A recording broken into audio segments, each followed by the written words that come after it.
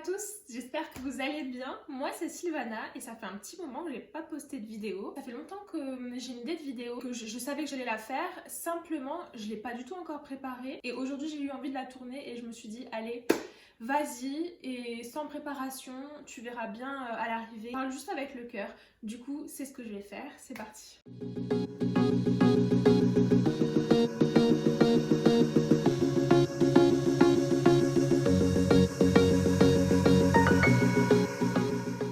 Dans cette vidéo, je vais vous parler de la création de mon entreprise, des difficultés que j'ai eues. Je voulais commencer d'abord par vous parler de ma prise de décision. Pourquoi est-ce que j'ai décidé de créer ma propre entreprise? J'ai déjà été à mon compte précédemment, mais pour le compte d'une autre entreprise qui était déjà existante en fait. Force est de constater que ces expériences, même si elles étaient passionnantes, enrichissantes et que j'ai appris beaucoup, finalement, je me suis rendu compte que, et je ne le savais pas à ce moment-là, mais je me suis rendu compte que c'était juste des pas de plus vers un rêve que j'ai depuis très très jeune.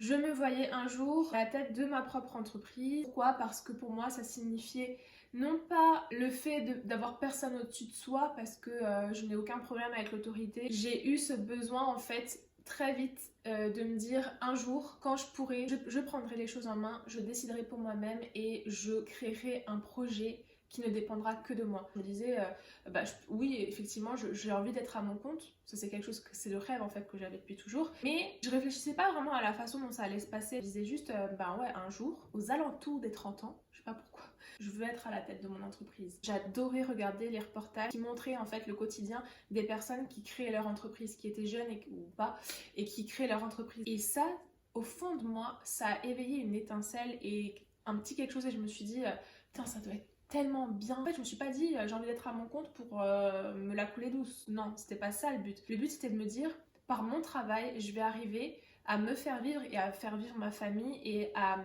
modeler en fait mon emploi, mon temps sur des missions en fait que j'ai envie. Et en fait les années ont passé, j'ai eu des expériences qui m'ont rapproché de cet objectif là. J'avais jamais le sentiment d'être vraiment là où je devais être et c'était ça. Donc je me suis dit c'est quoi, t'as 28 ans, enfin j'allais avoir 28 ans, ton rêve c'était aux alentours des 30 ans d'avoir ta propre entreprise, etc.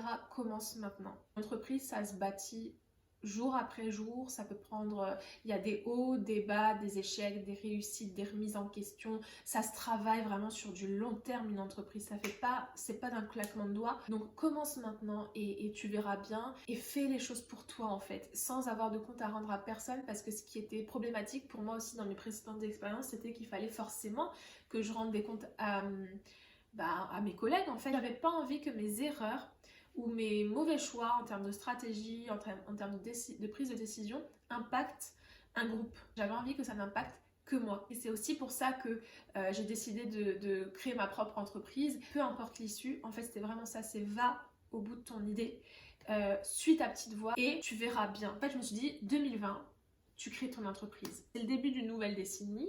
Quelque part, bâtis ton avenir, ne compte que sur toi et fais les choses comme tu le ressens et réfléchis à toutes les stratégies et forme-toi aux nouvelles technologies, forme-toi au marketing, forme-toi aux stratégies d'entreprise, etc. C'est ce que j'ai fait pendant tout 2020. Je me suis fait accompagner par la CCI. En termes de difficultés, j'en ai quand même rencontré pas mal. Il faut savoir que je suis toute seule à faire ça, que certes, à certains moments, en fait, j'ai eu l'aide de mes sœurs, de mes beaux-frères et mon compagnon aussi m'a aidé à certains moments.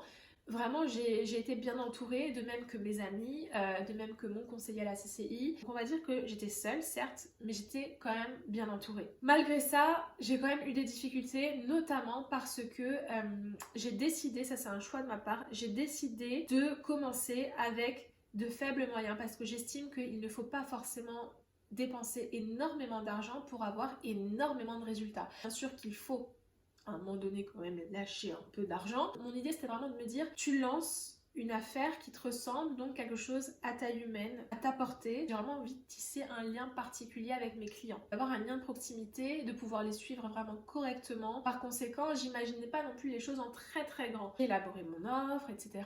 J'ai décidé en fait, si vous voulez, d'associer l'immobilier à la décoration d'intérieur. Étant donné que mon parcours est déjà dans l'immobilier, il fallait que je me forme dans la décoration d'intérieur, ce qui était un souhait pour moi depuis déjà pas mal d'années à vrai dire. Du coup, en 2020, j'ai entrepris une formation dans la décoration d'intérieur à l'école du design design et des arts appliqués, donc l'EDA, qui est à Reims. À la base, je m'étais mis la barre très haute. Je m'étais dit, en septembre 2020, je lance tout, mon offre en transaction immobilière et je lance également mes prestations en décoration d'intérieur, mes gros fails. Rien ne s'est passé comme prévu. J'ai eu, comme je vous disais, de la difficulté à mesure où, en fait, je pouvais pas créer une entreprise, garder mon temps partiel à côté et mener une formation aussi importante. Du coup, j'ai avancé dans cette formation-là, à mon rythme, mais pas suffisamment pour pouvoir lancer mes prestations de décoration d'intérieur en septembre. En fait, c'est mieux parce que, dans un premier temps, je vais déjà pouvoir tester mon offre qui porte sur la transaction immobilière. Deuxième difficulté qui est aussi liée du coup à ce calendrier que j'ai pas réussi à respecter, tout ce qui est administratif. Pour moi, avoir un accompagnement par la CCI, je pensais que ça allait être quelque chose à fort rapport qualité-prix assez naïvement. Là, je vais vous parler de la plus grosse difficulté pour moi. Alors, j'ai eu effectivement un accompagnement par la CCI qui s'est bien passé avec mon conseiller. Je ne peux pas dire la même chose de la juriste qui m'a aidée pour rédaction de mes statuts, mais également de mes contrats de prestation de service, puisque je vous en ai pas parlé, mais à côté des mandats de vente, je propose 4 prestations à la carte. Et donc du coup, j'avais dit à la CCI, de même que pour les statuts, j'avais dit, écoutez, il faut d'abord dans un premier temps, j'ai dit, il faut que je rédige les statuts. Est-ce que je peux passer par vous? Oui, nous proposons tout à fait ce service. Donc c'est ce que j'ai fait et ça s'est bien passé. Même si ça a pris beaucoup de temps déjà là à ce moment-là. La juriste de la CCI, parce que je dis la juriste, parce que j'ai l'impression qu'elle est toute seule juriste à la CCI. Pour répondre à un mail, elle mettait à peu près 3-4 semaines quoi. Et je me suis dit, écoute, c'est les règles du jeu, tu as choisi de passer par la CCI, donc ça prendra plus de temps parce que c'est moins cher en fait si vous voulez la CCI qu'un juriste dans un cabinet ou qu'un avocat. Et je me suis dit, bon, tu as choisi de prendre le temps de le faire, de prendre plus de temps parce que tu peux te permettre de prendre du temps pour créer ton entreprise, donc accepte que ça prenne du temps. Pour ça, honnêtement, il n'y avait pas de problème. Une fois que les statuts ont été faits, etc., en parallèle, j'avais déjà commencé à travailler sur mes contrats de prestation de service. Ça, pour le coup, je pensais vraiment que ça allait être très vite fait. Parce que je savais déjà plus ou moins ce que je voulais, mais mon offre était faite, donc il s'agissait juste de la formaliser dans des documents juridiques. Et donc là, à la suite des statuts, j'ai dit à la juriste, j'ai dit, du coup, on embraye avec les conditions générales de vente, contrat de prestation de service, etc. Donc elle m'a dit, on va faire comme les statuts, je vais vous envoyer des modèles de contrat de prestation de service, de conditions générales de vente qui se rapprochent à peu près de ce que vous voulez faire. Vous vous inspirez de ces contrats-là, vous rédigez vos propres conditions et votre propre contrat, vous me les envoyez et on les corrige ensemble. Du coup, c'est ce que j'ai fait. Ces contrats, j'ai payé aussi. Clairement, ces contrats n'avaient rien à voir avec ce que je voulais proposer. Donc déjà, j'ai payé clairement des documents pour rien. Je suis démerdée comme je pouvais, j'ai trouvé des informations à droite à gauche, j'ai fait des recherches sur des sites spécialisés dans le juridique. C'est ma chance puisque comme j'ai fait du droit, en fait, je savais où chercher l'information. Une fois que j'ai rédigé ces contrats-là, je lui ai envoyé et je lui ai dit, maintenant il faut qu'on se voit pour qu'on puisse en parler, que vous me disiez ce qu'il y a à corriger. C'est vu en visio exactement, je crois, le 4 ou le 5 novembre. À l'heure où je tourne cette vidéo, du coup, on est le 15 janvier. Elle me corrige les conditions, elle me dit, là en fait, il faudrait que vous fassiez comme ça, là, il faudrait que vous mettiez cette phrase. Et elle notait toute la liste de ce qu'elle devait encore m'envoyer parce que les contrats en l'état n'étaient pas encore en bonne et due forme. Donc là, je me suis dit, ok, mais par contre, vous pensez que ça peut être fait quand? Elle me dit, je vous envoie tout ça début de semaine prochaine, donc encore début novembre. Je n'ai rien reçu, mais je me suis dit, tiens, c'est dans ses habitudes, vu qu'elle met toujours 3 semaines pour répondre. Je me suis dit, de toute façon, en parallèle, j'avais toujours pas obtenu ma carte T, parce que ma carte T aussi a pris du temps. Pourquoi? Parce qu'ils ont perdu mon dossier, ça c'était encore à part. C'est la CCI qu'on demande sa carte T. Les semaines sont passées, je l'ai relancée par téléphone, par email, j'arrivais pas à la joindre, j'avais pas de réponse. Je suis allée à la CCI, c'était fermé alors que je suis allée pendant les heures d'ouverture, vraiment je l'ai pas compris. Je veux dire, avec le Covid, il y a beaucoup de choses qui changent, j'en ai bien conscience. Je me disais, mais en fait, elle est en train d'aider les commerçants strasbourgeois qui ont des difficultés, donc c'est normal que mon dossier passe après. Donc j'ai accepté volontiers de pas de pas être prioritaire dans ces dossiers. Sauf que au bout d'un moment, le temps commençait vraiment à passer. Au jour où j'ai réussi à l'avoir au téléphone, c'était mi-décembre. Elle me dit, oui, je vois très bien de quoi on parle. Votre dossier est dans vraiment mes top priorités. Je vous envoie ça avant janvier, vous en faites pas, vous pourrez vous lancer en janvier. Après Noël, j'avais toujours pas de nouvelles. Savoir que pourquoi j'ai compté autant sur elle, c'est que d'un point de vue financier, je vous le rappelle, j'ai fait des choix en fait stratégiques de passer par la CCI et donc du coup de pas prévoir l'enveloppe pour contacté un avocat qui m'aurait demandé du coup 2000 euros. Et de même, je rajouterais que c'était aussi un choix de ma part de mettre vraiment les 2 mains dedans et de faire les choses moi-même, tout simplement parce que je trouve ça beaucoup mieux en fait de savoir de quoi on parle, de connaître ses contrats sur le bout des doigts. J'avais pas envie de déléguer ça forcément à un avocat déjà pour une question financière, mais aussi parce que j'avais vraiment envie de connaître, de comprendre pourquoi il y avait chacune des clauses dans mes contrats et pour pouvoir après tout simplement réexpliquer à mes clients. J'avais vraiment envie de tout faire moi-même et en général, c'est plutôt ce qui est conseillé aussi et j'avais juste besoin d'une juriste ou d'un juriste à côté de moi qui me disent ça c'est légal, ça c'est pas légal, ça vous protège, ça vous protège pas, voici ce qu'il faut faire pour vous protéger, protéger vos clients, etc. etc. Je lui ai envoyé un mail, je l'ai appelé, etc.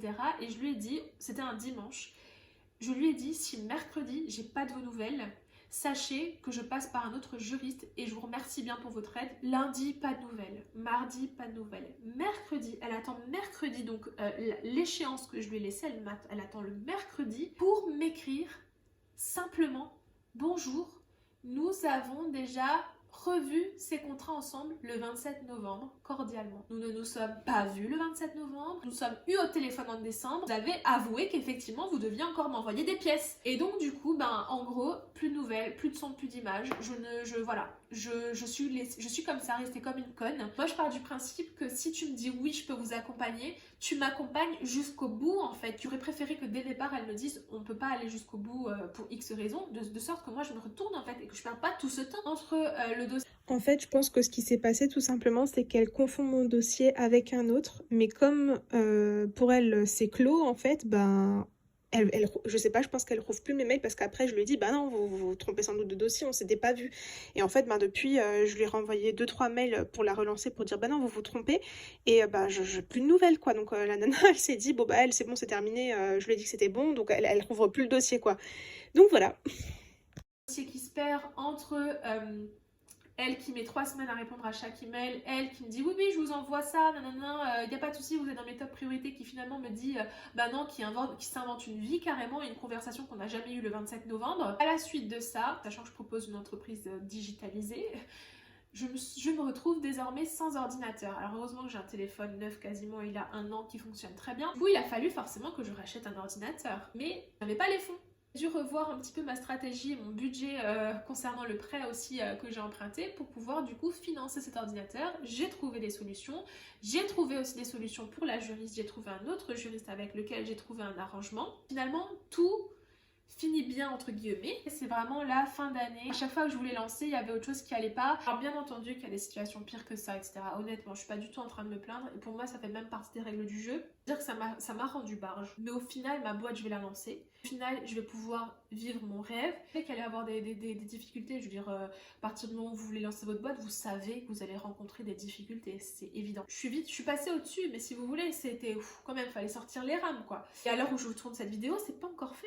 Ah oui, dernière difficulté aussi que j'ai rencontrée, la comptabilité. C'est-à-dire que je pensais que j'allais pouvoir m'en sortir toute seule, mais que nenni. Moi je suis focus en fait sur mon activité et c'est vrai que la comptabilité c'est pas possible, donc du coup j'ai pris aussi une comptable. Alors là, vous comprenez plus rien, vous vous dites mais pourquoi on la retrouve dans sa bagnole en plein milieu de vidéo. Aujourd'hui, on est du coup le 7 février, le jour où vous voyez du coup cette vidéo normalement, en tout cas le jour de sa sortie. J'ai quasiment terminé le montage du coup de cette vidéo, mais la fin ne me plaît pas en fait. Je trouve que la fin n'est pas cohérente et c'est surtout qu'elle n'est plus en phase avec la réalité à ce jour. Alors pourquoi est-ce que je suis dans ma voiture? Tout simplement parce que ma faiblesse fait que je vais aller me chercher un McDo. Ce que je voulais vous dire, c'est que déjà je vous ai dit que je voulais effectivement lancer, enfin mon idée, mon offre c'était de coupler immobilier et décoration d'intérieur, mais que je n'avais pas réussi à avancer suffisamment dans ma formation pour lancer les prestations en même temps que les prestations de déco, en même temps que mon offre dans la transaction immobilière. Mais ça reste toujours l'objectif principal, hein. C'est-à-dire que dès que je le pourrai, dès que j'aurai suffisamment avancé, dès que je me serai suffisamment entraînée aussi sur des projets, je proposerai des prestations de décoration d'intérieur. Ça viendra en fait au fur et à mesure. Pour l'instant du coup je lance toute la partie transaction immobilière qui est aussi particulière puisque je propose, comme je vous ai dit, des contrats de prestation de services, donc des services à la carte à côté du mandat de vente exclusif. Et dans le mandat de vente exclusif, il y a aussi des petites spécificités qu'avant je ne faisais pas. Du coup, ce que je voulais vous dire aussi, c'est que là on est donc du coup le 7 février Et ça y est, j'ai vu le bout, ça y est, je vais lancer, donc c'est pour ça que je voulais aussi prendre la parole là aujourd'hui, c'est que le lancement du coup de mon entreprise, donc l'entreprise Sylvanaka, a lieu demain. Donc restez connectés sur Instagram puisque ça va se passer sur Instagram. Et je voulais également vous dire que oui, j'ai eu des difficultés notamment avec la CCI, etc. Mais bon, c'est la conjoncture actuelle, je pense que c'est compliqué à bien des égards. Et à savoir que dans les prochains temps, il y aura des vlogs aussi qui vont sortir, tout simplement parce que c'est un format que j'aime beaucoup. Mais j'ai un peu du mal en fait à les faire. J'en ai filmé plein pour l'instant, mais j'en ai sorti aucun. Tout simplement parce que je suis pas satisfaite, mais ça va arriver. Voilà, donc si jamais cette vidéo vous a plu, n'hésitez surtout pas à vous abonner à ma chaîne. Si jamais vous souhaitez me suivre dans mes aventures, n'hésitez surtout pas aussi du coup à me suivre sur Instagram, à me suivre sur les réseaux sociaux. Je vous mets tout en barre d'infos. Et voilà, bah écoutez, moi je vous dis à toutes du coup dans une prochaine vidéo. Bisous.